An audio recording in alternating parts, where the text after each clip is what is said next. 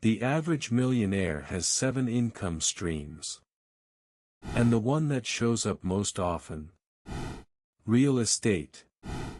Not because it's magic, because it's the one asset class where you can use leverage, tax advantages, and cash flow simultaneously. Whether interest rates are at 3% or 7%, real estate investors keep building wealth. The strategy shifts, but the fundamentals don't. Here's the framework that works in any market environment. Rule 1: Cash flow is king. Never buy a property that doesn't cash flow from day one. Appreciation is a bonus, not a strategy. Run the numbers conservatively, assume 8% vacancy, 10% maintenance, and 10% property management even if you self-manage. If it still cash flows after all that, it's a deal worth pursuing. Rule 2: Location beats condition.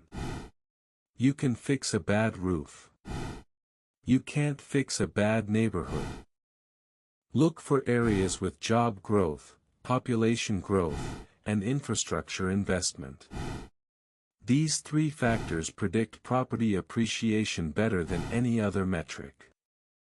Follow the jobs, and the tenants follow you. Rule 3: Leverage intelligently.